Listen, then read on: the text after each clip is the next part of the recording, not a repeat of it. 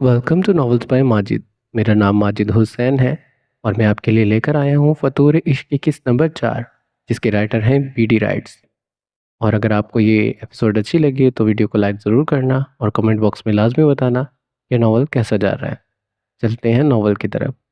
हेज़न अपने केबिन में बैठी कागज़ पर पेन से कुछ बनाने में मसरूफ़ थी कि तभी दरवाज़ा झटके से खुला। हेज़न बौखला गई और सामने मौजूद शख्स को देखकर उसका पारा हाई हुआ। शाजिम सर बुला रहे हैं, जल्दी आ जाओ। वो अपना चश्मा ठीक करता फाइल हाथों में पकड़े एक अदा से बोला, किसी के केबिन में आने से पहले नॉक करते हैं, मैनर्स नहीं है तुम में। वो दांत पीसते बोली थी। उसे ये चश्मिश कीड़ा शाजिम सर कॉपी एक कम और इस नखरीले नवाब का चेला ज़्यादा लगता था। इसको अर्जल दौरानी के बारे में सब कुछ पता था। कब क्या खाता है, कब क्या पीता है, कपड़ों, वॉचेस, परफ्यूम्स और कार्स के ब्रांड्स सब एक डायरी में लिखता था। उसका बस चले तो ये भी लिख ले कि अर्जल कब छींकता है, ताकि वो बोतल के जिन की तरह रुमाल पकड़े खड़ा हो जाए। Hey you miss dozen, you know worry are not in good terms. जिन लोगों को मेरा आइस प्रिंस पसंद नहीं है मैं उन्हें ऐसे ही पेश आता हूँ। वो अपने नाखून पर फूंक मारता एक अदा से बोला, मेरा नाम डजन नहीं हेजन है, मिस्टर मंकी। सॉरी मक्की। वो भी इसे सर तपाऊं जलाती हुई बोली थी। यू, बाद में निपटता हूँ मैं तुमसे, जल्दी चलो सर बुला रहे हैं। वो हूँ करता हुआ वहां से पैर पटकता चला गया और हेजन इसके चलने का तरीका देखकर अपनी हंसी दबाती उसके पीछे होली थी। वो शाजिम दुरानी के केबिन में बैठी थी। शाजिम साहिब दोनों हाथ थोड़ी के नीचे रखे कुछ सोचने में मगन थे और साथ ही वो पागल चश्मिश चेला खड़ा था जो हेजन को देखकर ऐसे मुंह बना रहा था जैसे उसे बहुत ही जब्त से बर्दाश्त कर रहा हो। बेटा, मुझे आपसे कुछ ज़रूरी बात करनी है। होप सो आप मेरी बात को समझेंगी, शाजिम दुरानी ने बहुत ही शांत लहजे में कहा। हेजन को इनका यही अंदाज पसंद था कि वो अपने एम्प्लॉयज़ को इज्जत देते थे।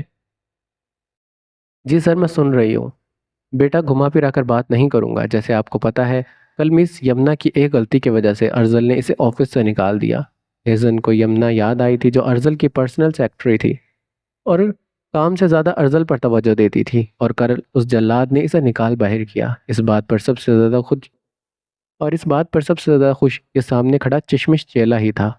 हाँ सर, मैं जानती हूँ। क्या मैं एम्प्लॉयज़ की काउंसलिंग करूँ, इन्हें मोटिवेशन दूँ ताकि आगे ऐसी गलती ना हो? हेजन ने अपना मतलब निकाला। नहीं बेटा, इसकी ज़रूरत नहीं है। मैं जानता हूँ आप इस कंपनी में साइकोलॉजिस्ट के तौर पर आई हैं, मगर मैं चाहता हूँ कि आप काउंसलिंग मेरे बेटे अर्जल दुरानी की करें और ये काम आप उसकी पर्सनल सेक्रेटरी बनकर करें। शाजिम साहिब की बात सुनकर हेजन को लगा जैसे ऑफिस की छत इस पर गिर गई हो। दूसरी तरफ मक्की की आंखें बाहर निकल आई थी और हाथ से फाइल गिरते गिरते बची थी। क्या सर, मैं अर्जुल सर की पीए? हेजन हकलाते हुए बोली।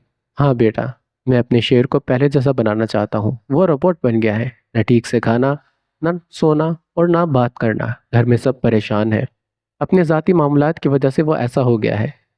सर लेकिन ये मक्की है ना, इसे तो अर्जुल सर के बारे में सब पता है।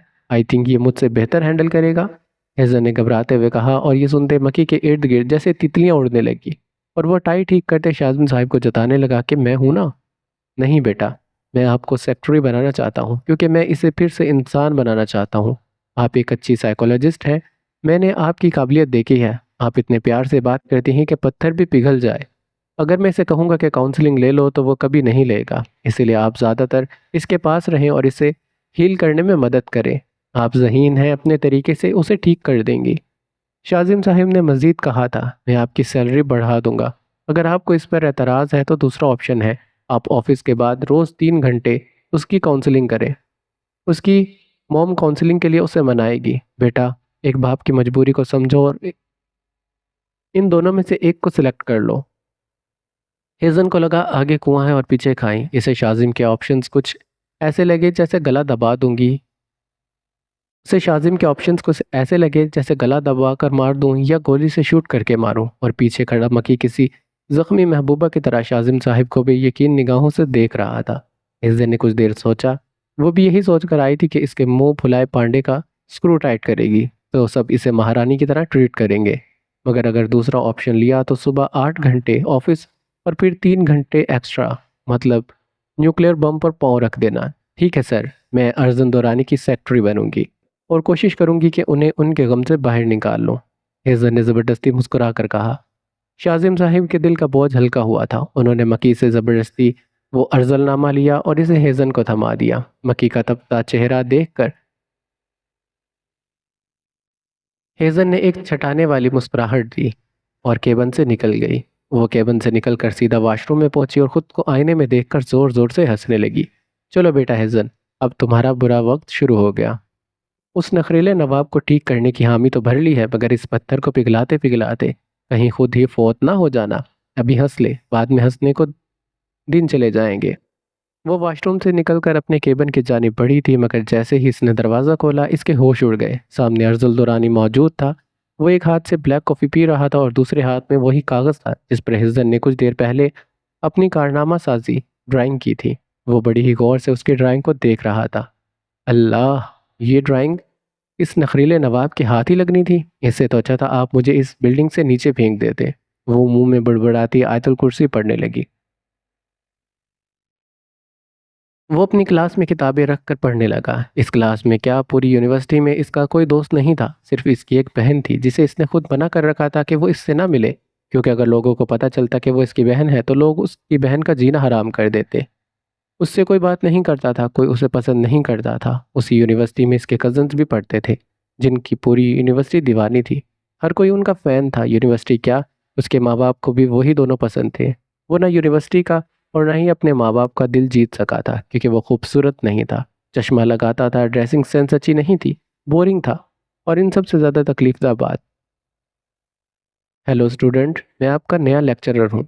मेरा नाम शरीफ अहमद है और मैं आप लोगों को इंग्लिश पढ़ाने आया हूँ। Why don't you people introduce your self. शायद आज यूनिवर्सिटी में ये नया लेक्चरर आया है। इसने सोचा था सब लोग अपनी बारी आने पर खड़े होकर अपना नाम बताने लगे। जब इसकी बारी आई और वह खड़ा हुआ तो पूरी क्लास हंसने लगी। शरीफ अहमद ने सबको चुप करवाया और इस मासूम से लड़के को देखा जो दुनिया से बेजार लग रहा था। इसके चेहरे पर कोई तासुरात नहीं थे। हे चैम, व्हाट्स योर नेम, इन्होंने गर्मजोशी से पूछा ताकि नेहान को बुरा न लगे। मगर इन्हें क्या पता था कि इस लड़के को अब इन सब की आदत पड़ चुकी है। नेहाल, वहाज। पूरी क्लास इसके हल्काने पर कहके लगाने लगी। शरीफ अहमद को समझ आ गया ये लड़का अकलाने या बोलने में मुश्किल बीमारी का शिकार है। Nice to meet you Nehal Wahaj.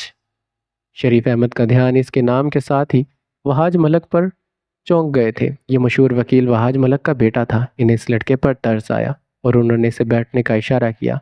निहाल खामोशी से बैठकर वापस अपने खौल में बंद हो गया। तुर्की के इस आलीशान विला में खालिद पाशा सर पकड़ कर बैठा था। इसके साथ ही काजिफ भी खड़ा था और दोनों मुसलसल महानूर के बारे में सोच रहे थे। अस्सलाम वालेकुम मेरे दोस्त, लगता है तुर्की का डॉन बनने के चक्कर में आप अपने पुराने यार को भूल चुके हैं। अंदर आते वो शख्स गर्मजोशी से बोला। अपने अकब से आती आवाज़ को पहचानते खालिद पाशा ने हंसते हुए मुड़कर देखा। अपने सामने अदनान सिकंदर को पाकर वो खुशी से उठा और गले मिला। काजिफ ने मुस्कुराते हुए इनका इस्तकबाल किया। कैसे हो शेर, अदनान सिकंदर ने उनसे पूछा। ठीक हूँ, काजिफ ने जवाब दिया और इनका हाल अहवाल पूछा। इसके बाद खालिद ने अपने गार्ड्स को शराब और कबाब लाने को कहा और अदनान के साथ बैठ गया। कब आए तुर्की से तुम, खालिद ने उससे पूछा। अपने बेटे के साथ आया था तुमसे मिलने। इसने सियासत में अपना बड़ा मकाम बना लिया है। सोचा तेरे साथ इसके ताल्लुकात अच्छे हो जाएंगे तो आगे काम आएगा, लेकिन इसे पाकिस्तान में कुछ काम पड़ गया और वो वापस चला गया।